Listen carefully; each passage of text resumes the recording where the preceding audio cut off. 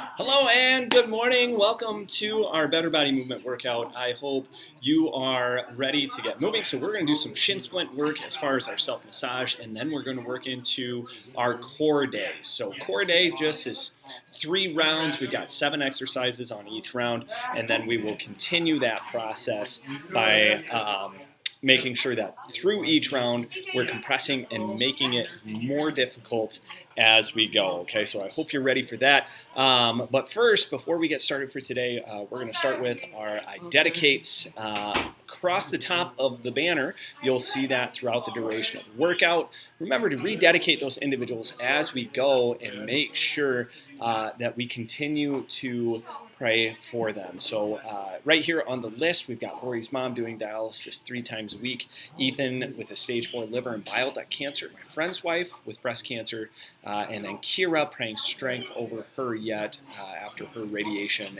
and lymphatic surgery, and then Jim is Kira's dad. Continue to pray for their family. And then finally, we're going to continue to pray for Diana after the loss of her husband, making sure that we can continue to pray sleep over her, that she finds some sort of restful, peaceful time through that. Now, our verse of the day, and he told them a parable to the effect that they ought always to pray and not lose heart. Luke 18:1. That's a big part of what we do here, right? We ought to always pray, continually be in prayer, petition, asking God for the things that we need and that transition and help the world. So we want to continue to do that for these individuals. It's just another opportunity to stay in prayer. Okay, so we're going to jump into the self-massage. As soon as we get done with the self-massage, we will jump into the workout. Okay, so if you need more time working some of the self-massage techniques from before the workout, we will also do that after the workout. Okay, so we will go ahead and get started with that SMR.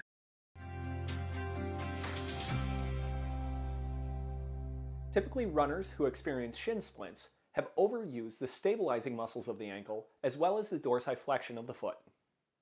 The space between the tibia and the fibula has a sheath wrapped around it called the periosteum. This sheath oftentimes is rubbed raw, creating inflammation and tension on the shin bone. The muscles lining the anterior portion of the shin is the tibialis anterior, extensor digitorum longus, and extensor hallucis longus. Sitting on a chair in a figure 4 position, locate the edge of the tibia near the thick muscle tissue. To find the tissue we're working on, push the fingers to the edge of the tibia and drop directly into the muscle tissue. Then squeeze into the bone. Move up and down the shin vigorously. After 30 to 40 seconds working in that position, we will work the opposite side of the tibia with the thumbs. Press the fingers into the soft tissue on the opposite side of the shin. Drag the thumbs up and down vigorously for 30 to 40 seconds. Ensure you work all the way from the top to the bottom of the shin.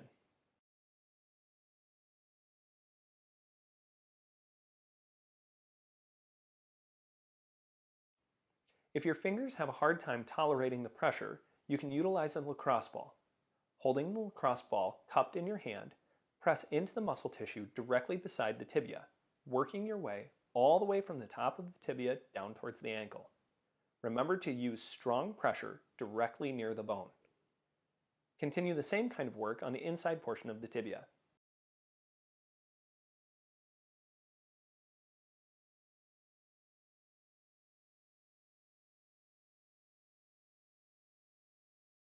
Here, you can use pressure from your palm pressing into the muscle tissue, while your other hand cups the ball, allowing you to create the up and down motion. Another way to work the anterior tibialis is by sitting sideways on a foam roller and leaning forward, putting pressure down into the foam roller. Obviously, this takes some balance and coordination in order to keep the pressure on the foam roller. In this position, flex the foot and relax, making sure you squeeze the anterior tibialis. Once complete with the foam roller, in the same position, utilize the lacrosse ball, creating a more pinpointed pressure on the muscle. Work your way up and down the muscle tissue right beside the shin.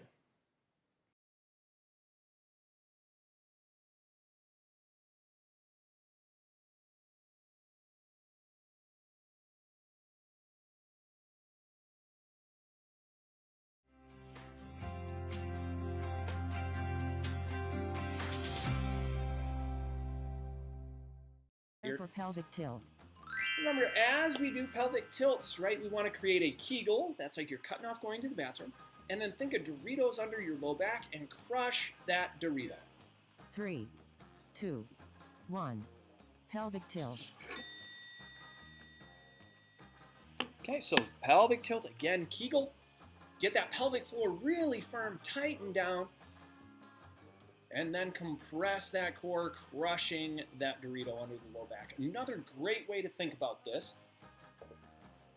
is if you had a belt under your low back, right? Pin that belt to the floor so I couldn't come up and pull that belt out, okay? Or think something's about to whack you in the stomach. That's halfway.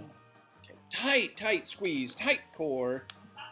We're trying to crank through these with as much pressure as we possibly can, focused on the core. Now, we call it a pelvic tilt because it should roll the pelvis kind of so your tailbone's lifting off the floor. Do not make that happen by pushing your feet in the ground, right? We want light feet. Make it just come from the core, pinning the belt to the floor. 3, 2, 1. Prepare for pelvic tilt with knee fall out.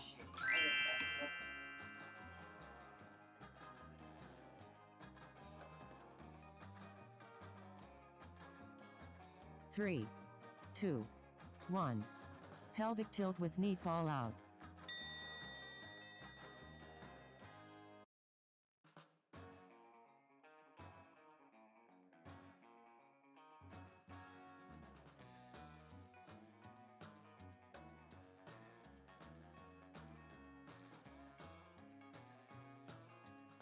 Good core compression, super, super tight. Do your absolute best all the way through to create that contraction. That's halfway. Remember, your feet should be together here. As your knee goes out to the side, squeeze your core harder. Okay, so it's as you're moving, recompress the core, recompress the core, recompress the core, then bring the knee back up. Do not let your pelvis tilt back and forth on the floor, right? We want to set the pelvis and think that's a bowl of water, right? Don't let that bowl tilt left and right. 3, 2, 1. Prepare for pelvic tilt with adduction. All right, tilt with adduction. Grab that foam roller, squeeze your core tight, then squeeze the knees. 3, 2, 1. Pelvic tilt with adduction. Very distinct movement. Kegel, core compression. Squeeze those knees, release the knees, keep the core tight, then release the core. Okay, very, very distinct. You should be in control of your core, whether you contract or relax through those hips in any direction.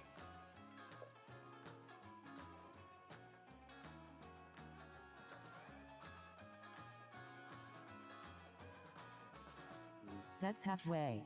Halfway, re-squeeze the core, okay? Perfect time to just go, okay, I can squeeze even harder, okay?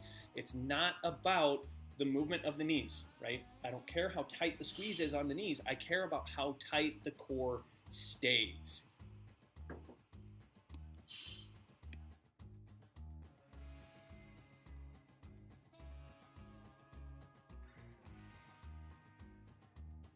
Three, 2, 1.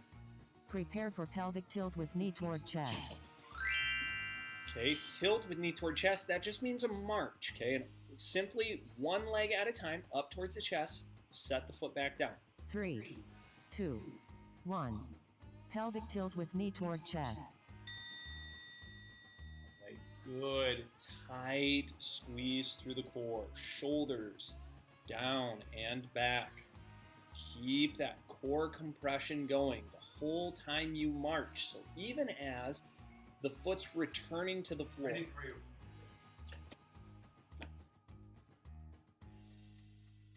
Okay, again, this is trying to create kind of what I call the Rubik's Cube. That's halfway. to where when you lift your knee, it's trying to pull your hip, that one side, up in the air, okay? Don't let your pelvis transition at all.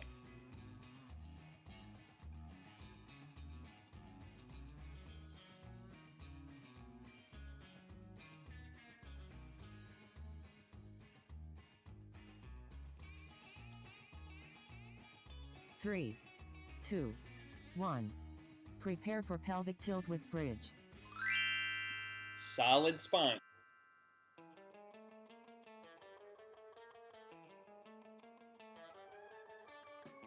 Three, two, one.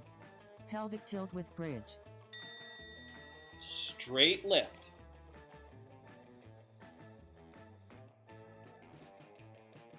Pinch those butt cheeks together tight.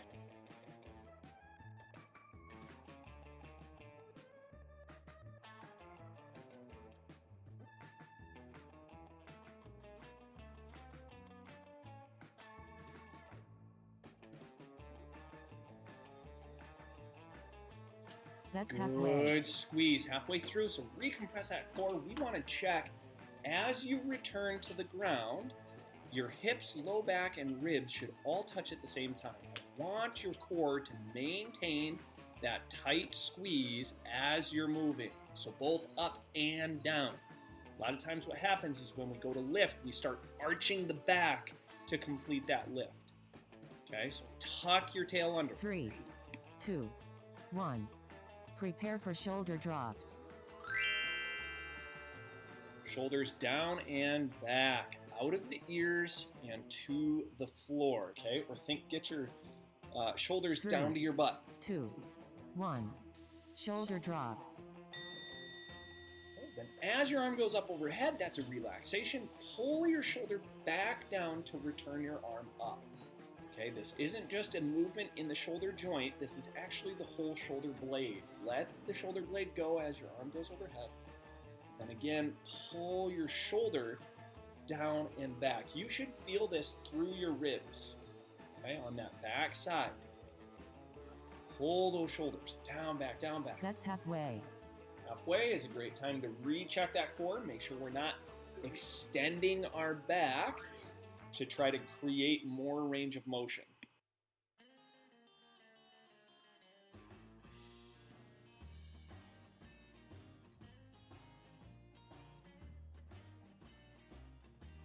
Finish through nice and strong. Recompress that core. Shoulders down and back. Three, two, one. Prepare for dead bug.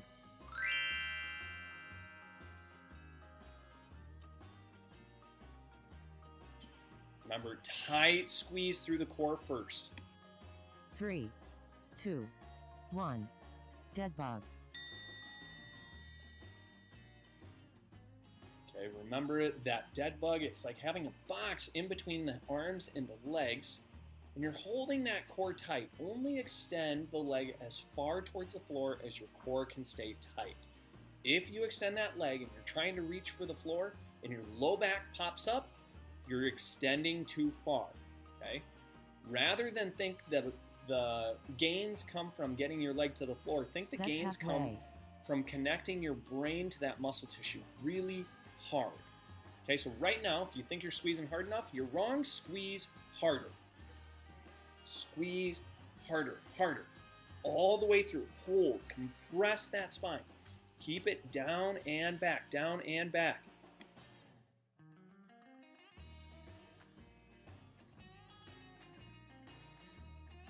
Three, two, one. Long rest.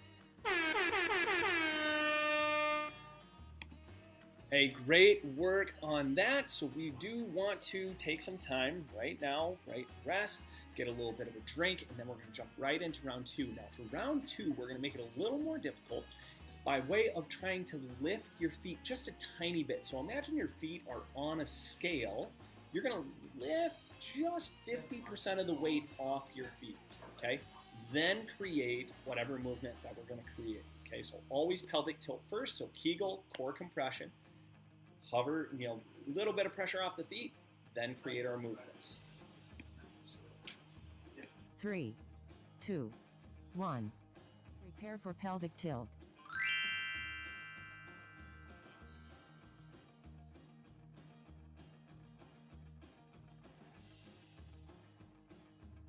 3, 2, 1. Pelvic tilt. Good, solid squeeze through your Kegel and core compression. Gently lift 50% of the weight off your feet, right? So you shouldn't even move, right? There should be no movement added in. It's just a tiny bit of a lift. And if you feel that low back kind of start peeling up off the ground, squeeze your core harder.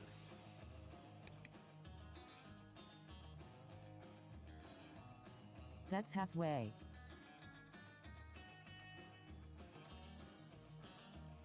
Again, squeeze that core as you lift those feet a tiny, tiny bit. Make sure you squeeze even harder to keep your core down. So right here, I show you what happens if we're not tight in the core. That pelvis is just going to roll right up. So re-squeeze that core, tight compression. Squeeze hard, and then get a little bit of a lift. 3, 2, 1. Prepare for pelvic tilt with knee fall out. Okay. Pelvic tilt with knee fall out. 3, 2, 1. Pelvic tilt with knee fall out. Again, as your knee's going out to the side, you should be really light on your feet, keeping that core compressed, and there should be no tilting or movement rolling in the pelvis at all. Okay? Core compressed, hard, hard, hard. Drive that spine down into the floor. Create that pelvic tilt, keeping your Kegel tight. And yes, this is a very demanding exercise. It should not be easy. This That's is easy. halfway. You need to go connect your core, connect your brain back down to that core. Get it tight. Squeeze firm all the way through. Remember to keep some of the pressure off the feet. Be out to the side, back up. Okay. Do not let your pelvis shift or move. Let's get all the way through here, all the way through. 3, 2, 1. Prepare for pelvic tilt with adduction. Okay, tilt with adduction, grab that foam roller, 6-step movement, core tight, squeeze the knees, lift, set, release the knees, release the core. 3, 2, 1. Pelvic tilt with adduction. So compress that core super hard. Make sure you still have that Kegel tight. Squeeze the knees, lift the pressure off your feet, set your feet back down, release the knees, Kegel and core should still be there. Then release your core. Okay, redo that.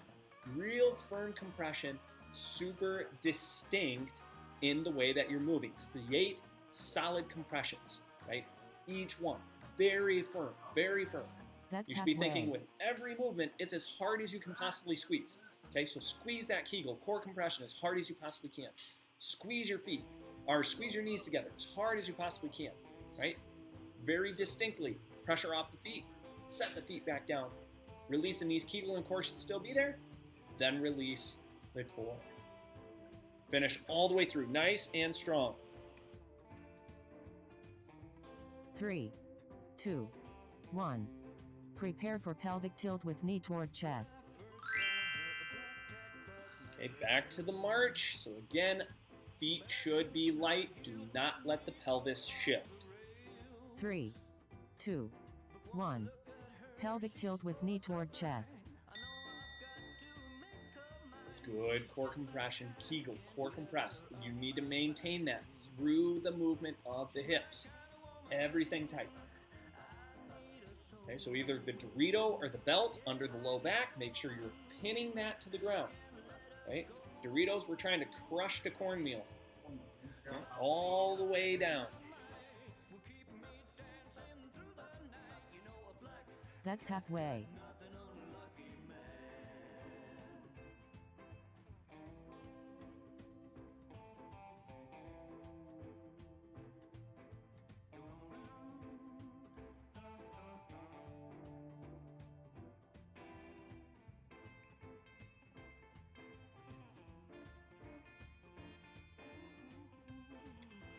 Good, tight squeeze all the way through. 3, 2, 1. Prepare for pelvic tilt with bridge. Tilt and bridge. Remember, every time you come back down to the ground, I want you to compress that core so hard it lays flat. 3, 2, 1. Pelvic tilt with bridge. Good compression. Squeeze hard, right? When you return to the ground, your hips, low back, and ribs should all touch at the same time. That shows that we didn't arch the back through the movement.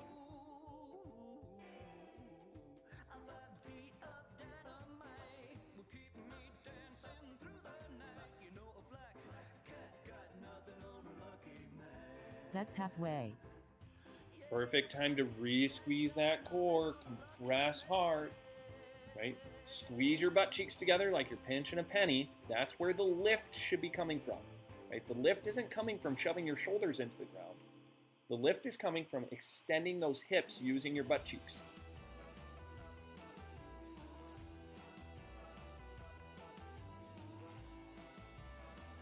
Three, 2, 1.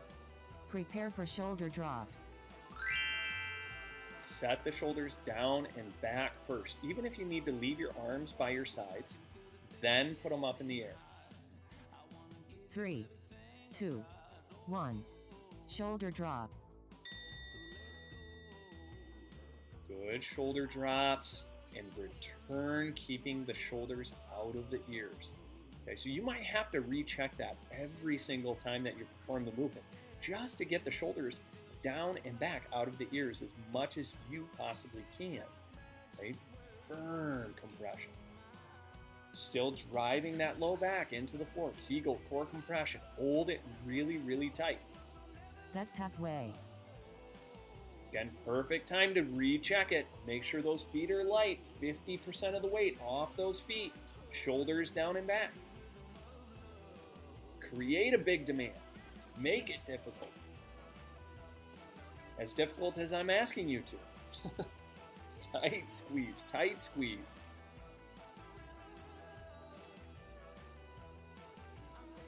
Three, 2, 1.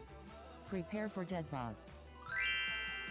All right, dead bugs or bird dogs. So I'll show you the bird dogs here.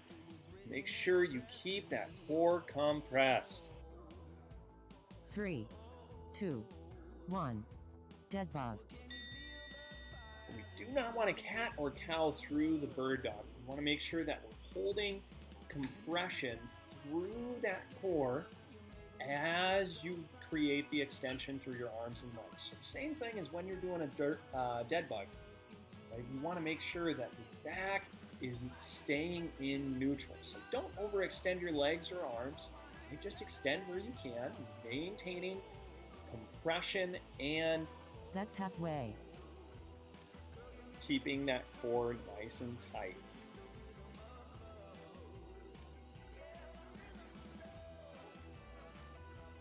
Right, all the way through. Do your best to finish strong. Recompress that core. Pull those shoulders down and back. Same position as you were in. Squeeze tight. 7 seconds to finish. 3, 2, 1. Long rest.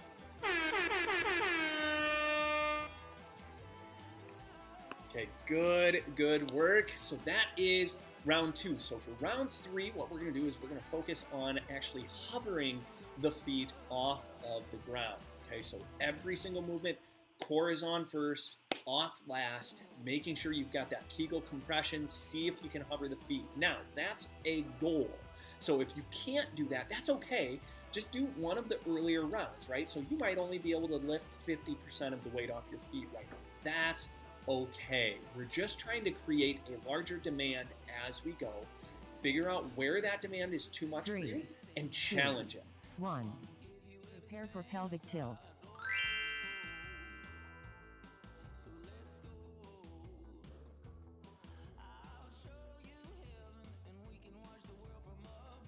Three, 2, 1. Pelvic tilt. Good tight pelvic tilts. Make sure that your core stays compressed as you try to hover those feet. And 2, one thing that I see a lot is going up on the toes.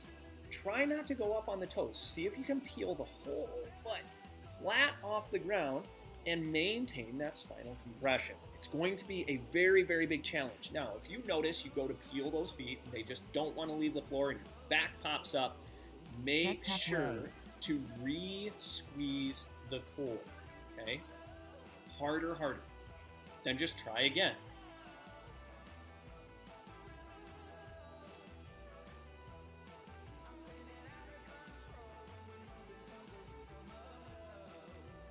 It is absolutely okay in your exercises to make sure that you're re-squeezing each time.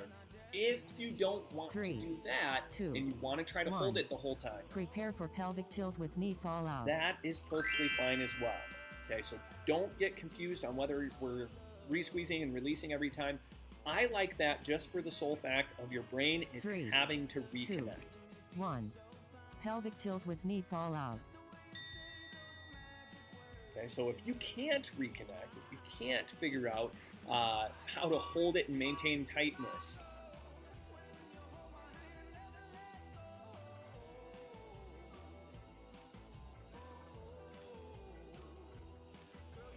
then you're going to want to re-squeeze each time. Okay, but no matter what, you want to be re-squeezing the core after every single movement. So whether you fully relax and re-squeeze, that's halfway, or you just re-squeeze, no matter what, core compressed, tight, tight, tight, trying to hover those feet, forcing the work really firm.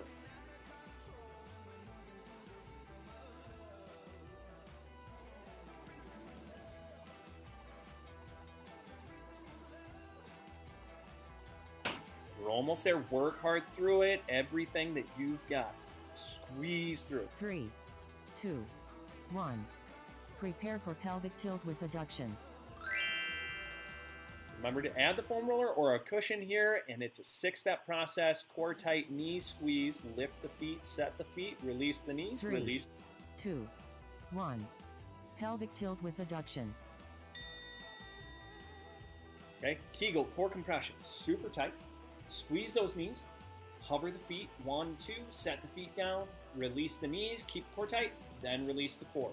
Re-squeeze, core tight, squeeze those knees, lift the feet, set the feet back down, release the knees, release the core. Okay, very distinct. Keep squeezing all the way through. That's halfway. Halfway is always a great time to continue to recheck. Okay, make sure that core is bearing down. Crush that Dorito. Pin a belt under your low back so it can't be pulled out. Keep working all the way through, all the way through. Try not to quit. 3, 2, 1. Prepare for pelvic tilt with knee toward chest. Good, tight pelvic tilt as you march. Remember, do not scissor kick. One leg at a time. 3, 2, 1. Pelvic tilt with knee toward chest.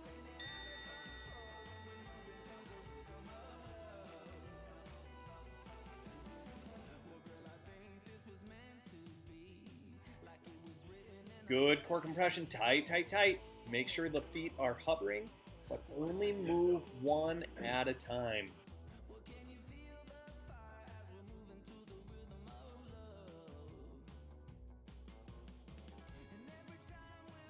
That's halfway. Good core compression, squeeze tight, firm, firm, firm, firm, firm. Again, do not move both legs at the same time. You should hover your feet, move one knee up, back down to a hover, then the other knee up, back down to a hover. Reset if you need to, and then go again. All the way through. Finish strong, 7 seconds. 3, 2, 1. Prepare for pelvic tilt with bridge. Awesome, awesome work. Now into the bridge. Remember, when you return to the ground, your low back should not be arched. That's what you're watching for. 3, 2, 1. Pelvic tilt with bridge.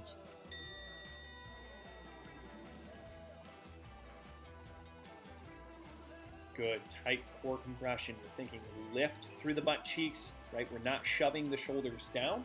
We're actually lifting and extending the hips. Okay, when you return to the ground, low back, ribs, and hips should all touch at the same time. Make sure you follow through with that. That's halfway. Perfect time to recompress. Make sure you're maintaining that spinal compression. This is where we see the biggest change in the way we sit and stand. Can you maintain spinal compression through hip extension?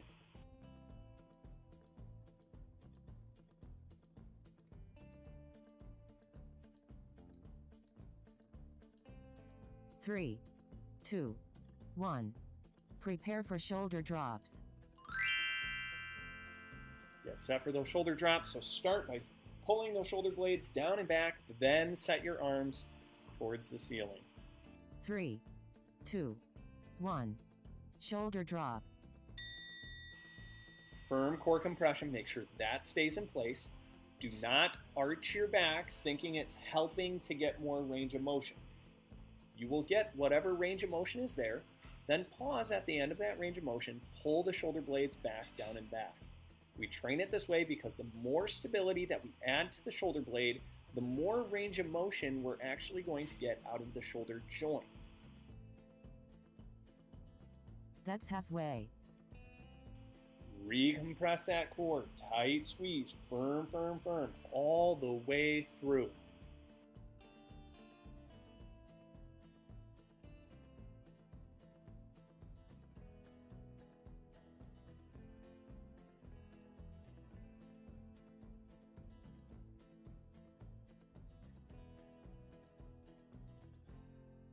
Three, two, one.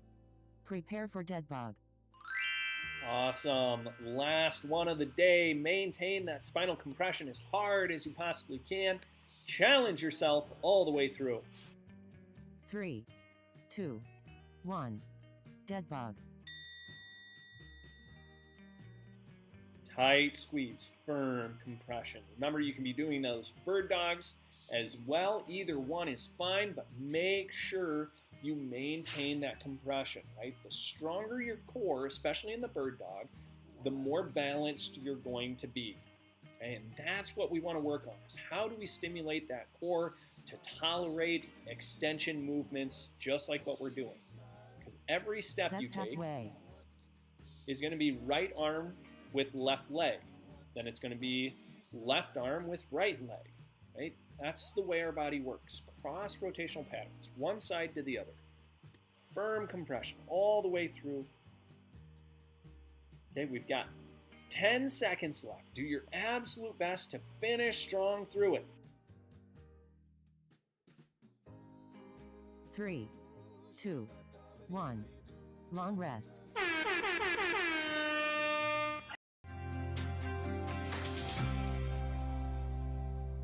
Typically, runners who experience shin splints have overused the stabilizing muscles of the ankle as well as the dorsiflexion of the foot.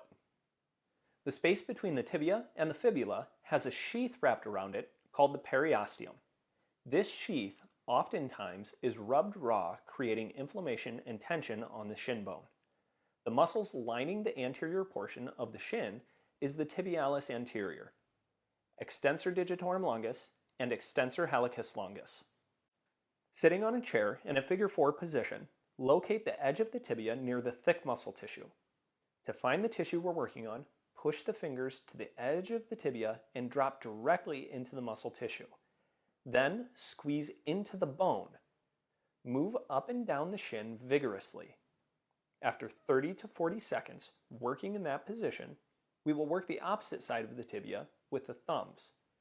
Press the fingers into the soft tissue on the opposite side of the shin. Drag the thumbs up and down vigorously for 30 to 40 seconds. Ensure you work all the way from the top to the bottom of the shin.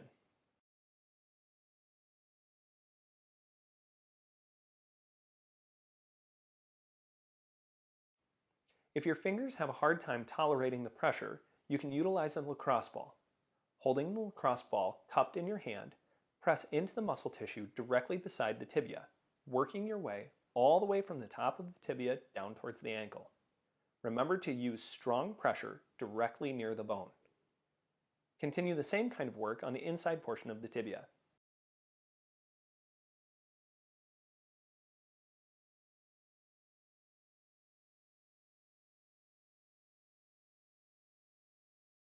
Here, you can use pressure from your palm pressing into the muscle tissue, while your other hand cups the ball, allowing you to create the up and down motion.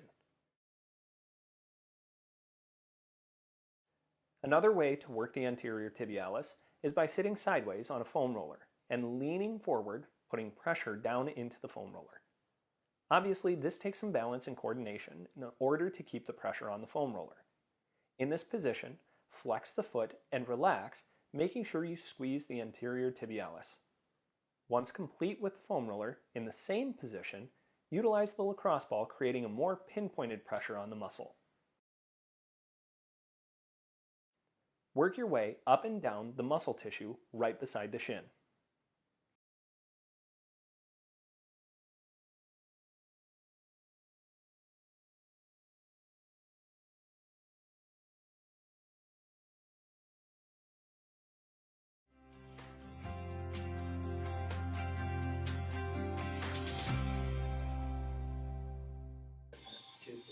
Hey, very, very good work, everyone. So appreciate you being here. Remember, if you have not, please do hit the little red subscribe button right down below. We are providing all of these workouts completely free of charge. So that way you can get better, because our mission at Better Body Movement is to create a pain-free world. And the best way to do that is to put information out for others to glean from and begin to change the way that they live. Remember, if you move well, you live well. I hope you have a fantastic day.